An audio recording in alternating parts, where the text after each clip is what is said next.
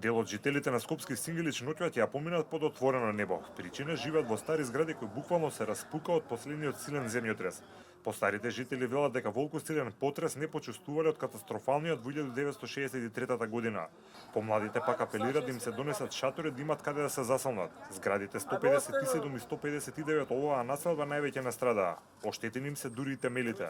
Значи сега моментално ќе идеме ќе однесам женава и ќерка во Бутел затоа што не сме безбедни да се враќаме назад. И самите видовте како е, мислам стравотија внатре. Не знаеме, треба некој да дојде од горнија да види од сизмолошки или каде за другие дутурат и да кажат дали е за живење зграда и колку е стабилно. Затоа што колега вашиот мислам сними доле во подрумите, зграда има претходно проблеми од 1973 година, каде што целата вода подземна понира доле, ги сними темелите какви се. Ризично е да се вратиме. Само да погледнете во подрумите и покрај ова со метро што настана денеска, стравотија. Мене ми е страв да се вратам лично. Оваа господја не можеше сама да излезе од својот дом, затоа и помогнаа комшиите кои ја пренесоа на безбедно место. Видно потресена ни раскажа за тоа што го доживеала. Јас лежам дома на болнички кревет, сакав да заспиам, зашто имам превише болки.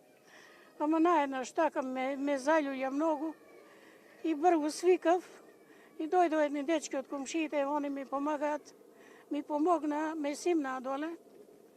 И еве тука седам сега, не знам кај децата ќе одам утре Барево, треба утре да идам до клиника.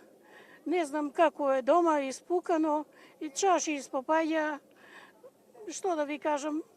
Оштетување на објект имаше во населбите Железара автокоманда Центар и таму беа слични како и во Сингелич. Врз овој автомобил падна бетонски дел од зграда и комплетно го змечи.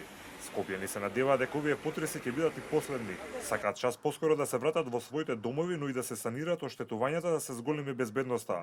Велат ако се повтори овој потрес, веќе оштетените објекти можат да попуштат и да се случи вистинска катастрофа.